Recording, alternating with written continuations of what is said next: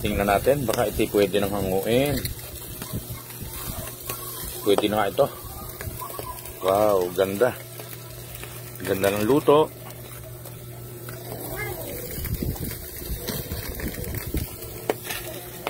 Wow, okay. Mag-iihaw tayo ng hito. Ayan, binigyan ako ni Idol Leo. Dumaan si Idol Leo at si Bangs kanina. Binigyan ako para daw makatikim naman ako ng inihaw na hito. Kasi may pinuntahan sila. Hindi ako nakasama dahil busy ako sa bukid. Binigyan ako para naman daw ako may maihaw. Kaya ngayon, mag-iihaw ako. Salamat Idol Leo at Idol Bangs. Ayan, salang na ako. Ayan, ang ating hito.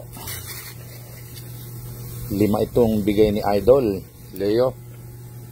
Sasalang natin lahat.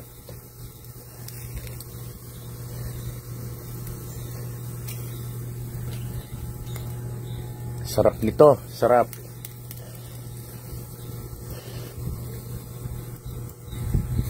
Ito po ay sa kagandahan loob ng mag-asawang Leo at Bangs.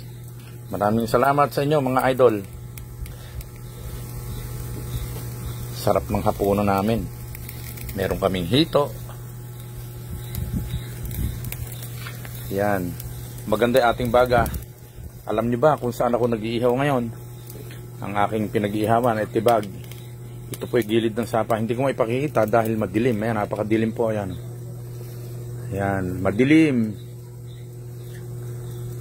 Sapa na po yung kabila na yan.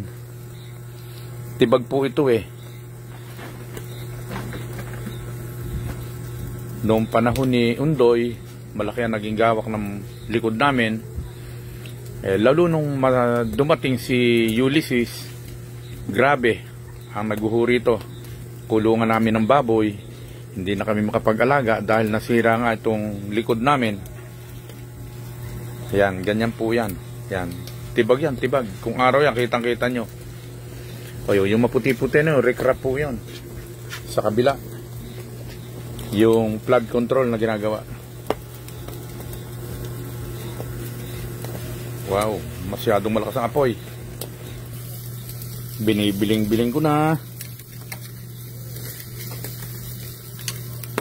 Ito napakasarap. Yung inihaw na hito. Ito ang the best. Naiiwan yung balat.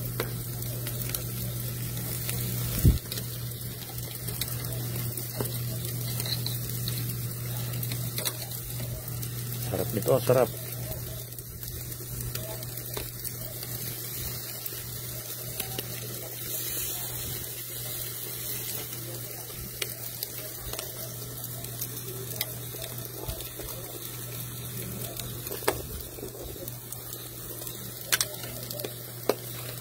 Inihaw na hito. Ito ang the best na hapunan. Napakasarap po nito. Napakasarap. Sana kung merong tayong sampalok na nabili sa palengke. Ang kaso hindi nakabili. Sayang. Bagong saka sampalok. Yun ang the best na sausawan nito. Malapit na ito. Malapit na. Nabiling ko na eh. Kaya yan na. Ganyan na itsura niya. Ang ganda na. Ang ganda. Nakakagutom na. Yung amoy, nakakagutom. Yan, ginamitan ko ng blower para yung baga magpare-parehas. Yan. Meron ako ikinabit na blower. Yan. Para yung apoy niya, hindi na ako paypay ng paypay. Yan.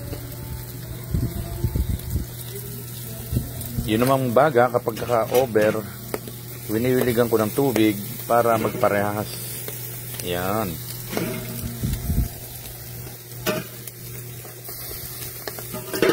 Para hindi madarang yung iba. Yung bang ma-over yung luto. Kinakalang wiligan para parehas yung apoy at yung luto maging parehas lang. Binibiling ko uli para maging parehas yung kanyang luto. Kasi sabi ng darling ko, Pag parehasin mo, eka, luto. Ayaw ko, eka, na hindi parehas. Kaya kailangan maganda maging luto nito. Baka mapintasan tayo ni Bossing.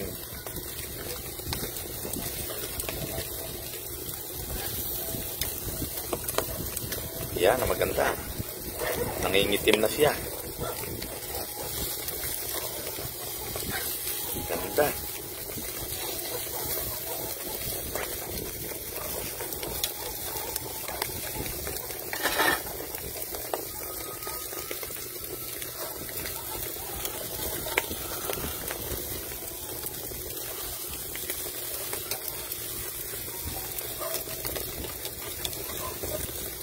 Ay, sandaling oras na lang ito. Sandaling oras na lang.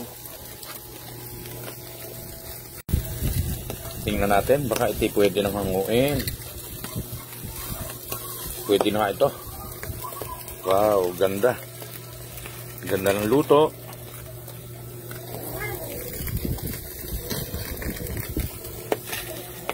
Wow. Okay.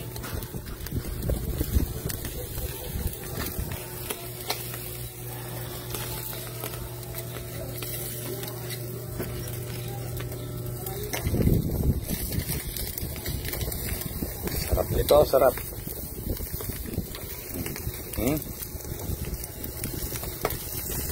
Ano ba lagay nyo?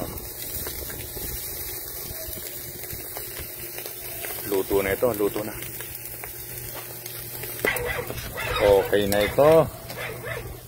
Luto na ito, luto na. Ha? Meron na ako dito. Patayin mo na yung pan. Wow, luto na ang ating hito na inihaw. Pwede nang i-serve sa pagkain.